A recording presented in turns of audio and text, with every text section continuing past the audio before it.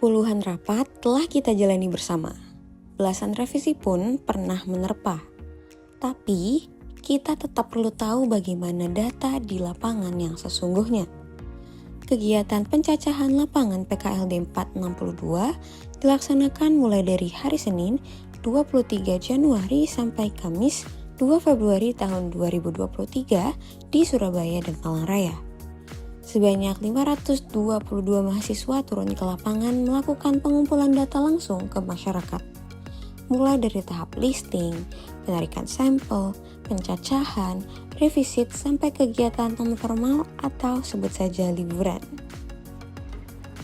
4 orang mahasiswa kami minta untuk berbagi pengalaman mereka selama di lapangan. Halo, gue Hanif. Halo, aku Novan. Hai, aku Nurti. Hai, aku Alia. Ya, alhamdulillah aku masih sehat, terus masih bisa senang-senang ngikutin kuliah lagi seperti biasanya. Alhamdulillah baik. Ya meskipun ada sedikit itu tapi baik-baik. Baik, alhamdulillah badan terasa lebih enteng dan plong aja sih rasanya. Alhamdulillah baik, sehat. Pengalaman unik selama PKL, ya posisi gue sebagai korwil, gue mendampingi dosen selama pencacahan itu. Kan ada dosen tuh yang datang ke lokus kita, nah kita mendampingi dosen itu selama 11 hari itu. Nah, yang kita tahu kan kejadian di lokus itu sering hujan, jadi kita mendampinginya dengan motor lagi. Nah, melalui hujan itu kita basah-basahan gitu. Nah, dari pagi sampai malam itu kayak gitu terus. Sebenarnya capek sih, tapi nggak apa-apa, pada akhirnya kita ditraktir kok makan siang sama dosennya. Ada juga yang diajak jalan-jalan sama dosennya, Prabu. Pengalaman ya. Ada sih satu kejadian yang unik dan lucu dan sampai sekarang tuh teringat gitu. Jadi pas itu tuh aku sama teman-teman PPL lainnya kan ke rumah responden nih ceritanya. Nah, nyaca nih. Pertama nyaca, terus udah pulang nih. Ternyata ada tumbler temenku, tumbler buat yang kenang-kenangan PKL itu ketinggalan di rumah responden itu. Balik lagi. Terus udah tuh pamitan. Nah, pas udah jauh ingat. Nah, tadi ada yang ketinggalan lagi ternyata, balik lagi. Terus udah tuh pamitan lagi. Ternyata ada satu responden yang ternyata di rumah itu lagi, balik lagi ke situ. Terus udah pas sampai ini udah ya, karena udah sampai sore. Pas udah di penginapan, ingat, nah tadi bukan sepatu, mangkoknya itu ada yang ketinggalan juga. Jadi pas itu temen PPL lainnya tuh ada yang beli bakso di situ. Terus mangkoknya tuh ketinggalan. Akhirnya baksonya tuh balik lagi ke situ. Dan kayak sebenarnya kita sungkan sama yang punya rumah di situ ya, bukan rumah sih, kos-kosan gitu. Jadi kayak maaf ya Mas, bolak-balik. Jadi di situ sih yang pengalaman paling lucu dan paling unik menurutku. Agak sungkan tapi lucu sih. Jadi memorable buat kami. Wah, kalau pengalaman unik nih ada nih satu yang bener-bener gak bisa aku lupain gitu. Yang lainnya tuh udah selesai mencacah sebelum balik ke Jakarta kan ya tuh. Nah ini, aku tuh baru selesai mencacah, pas banget baru nyampe tuh di hari Sabtu. Jadi kayak hari Sabtu pagi tuh baru sampai kos, terus langsung nanya ke responden aku yang waktu itu emang bener-bener gak ada waktu buat bisa mencacah gitu waktu di sana. Dan langsung sama responden itu, ya udah Mbak sekarang aja wawancaranya. Ya udah deh langsung. Jadi pas waktu baru sampai Jakarta tuh sampai kos langsung gitu wawancara. Pas yang lainnya udah selesai gitu. Itu paling unik banget sih, soalnya kayak di saat yang lain udah selesai tinggal ya udahlah istirahat gitu, aku masih harus mencacah satu responden lagi gitu. Nah, kebetulan kan aku di lokus Surabaya ya. Nah, pengalaman unik pertama menurutku itu adalah yang pertama itu menu makan, dimana kami itu untuk sarapan itu pasti sarapan roti, terus makan siangnya itu nasi pecel, terus makan malam itu nasi bebek. Itu hampir tiap hari itu kami menunya itu. Nah, pengalaman kedua yang menurutku unik adalah motor beat. Kenapa itu motor beatnya? Pokoknya unik aja lah motor beatnya.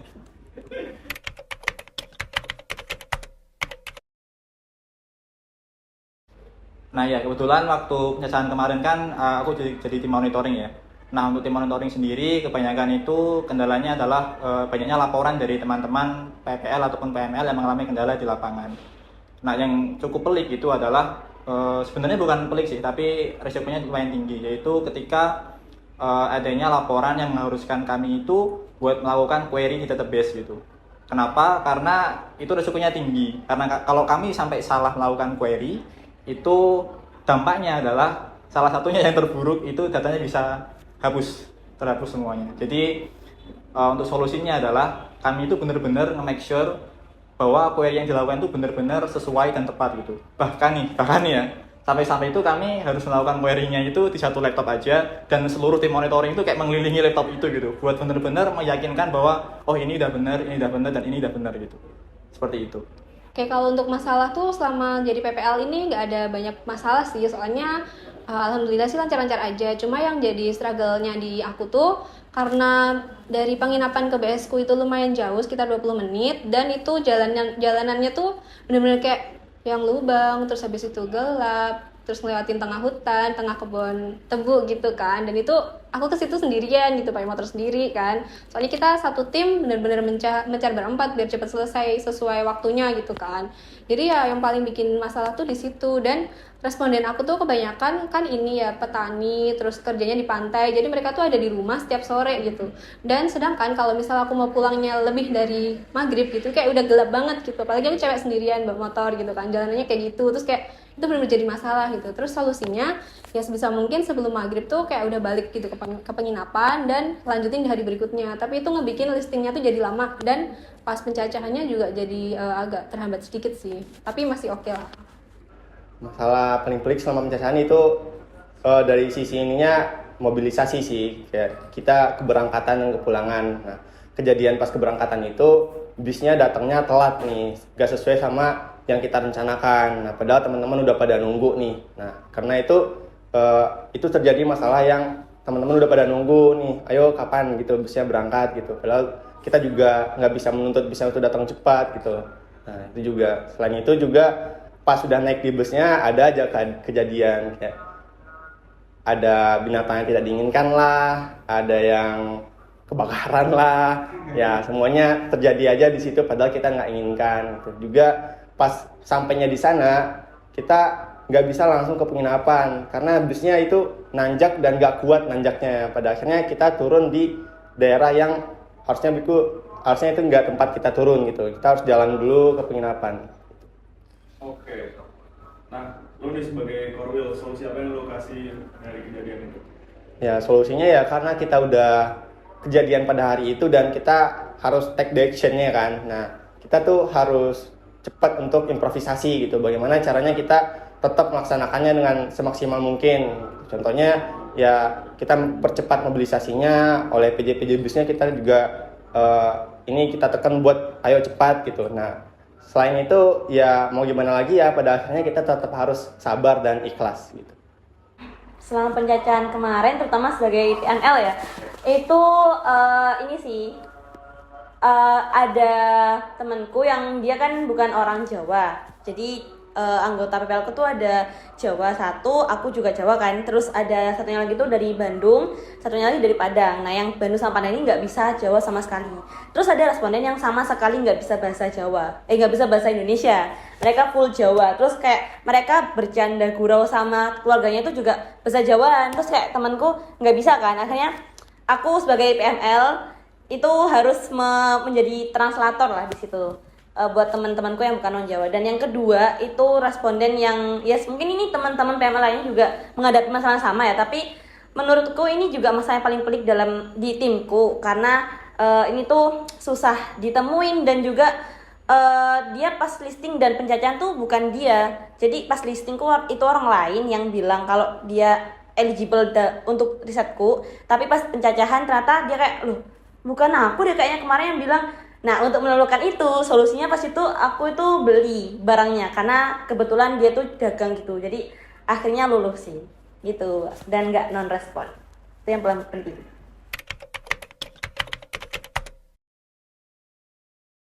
Pelajarannya yang pasti kita bisa tahu kondisi lapangan ya. Tahu kondisi lapangan gimana para pengumpul data itu merasakan betapa susahnya ngumpulin data dari responden-responden yang nggak bisa kita tebak sifatnya. Kayak tadi dia susah untuk diwawancarain atau kadang pelin-pelan kan responden tuh gitu. Terus yang kedua juga kita bisa adaptif. Mungkin ini juga dirasakan oleh teman-teman yang lain ya, karena kan kita di sana itu dengan cuaca yang berubah-ubah, terus juga bukan di luar lingkungan kampus kita. Jadi kita apalagi yang non Jawa ya, kita bisa menyesuaikan lingkungan mereka tuh kayak gimana gitu.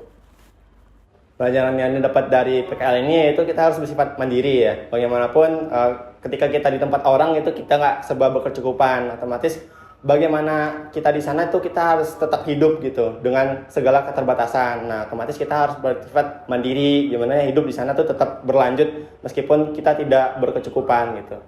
Selain itu kita harus bersifat adaptif. Nah, adaptif ini kita butuhkan karena kita juga di tempat orang yang itu otomatis lingkungannya berbeda dengan kita sebelumnya, Jakarta ataupun kampung kita. Nah, oleh karena itu kita juga harus bagaimana cara kita berinteraksi dengan orang-orang di sana, bagaimana cara kita menyesuaikan diri. Nah, itu. Selain itu juga kita harus bersifat koordinasi. Nah, koordinasi ini sangat penting dibutuhkan karena kita bekerja dengan tim.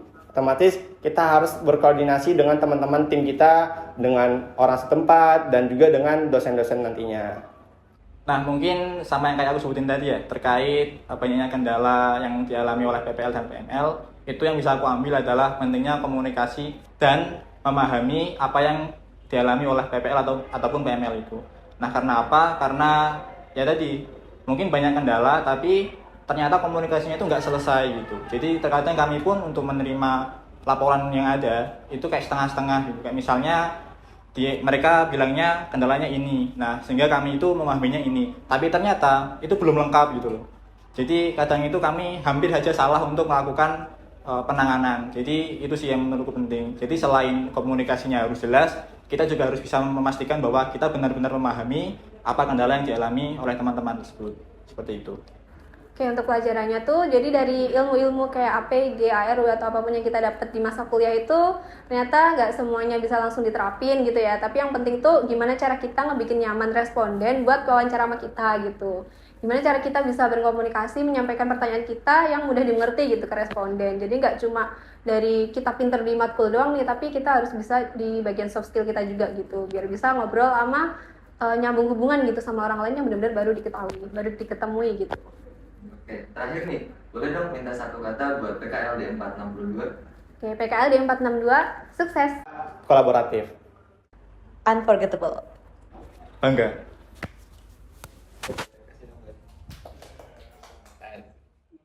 Kegiatan lapangan tentu punya nilainya sendiri di hati kita masing-masing. PKL tidak semata hanya sebagai mata kuliah, tapi masa kita belajar tentang banyak hal. Tadi sebagian kecil nih cerita dari Turizen. Gimana dengan ceritamu?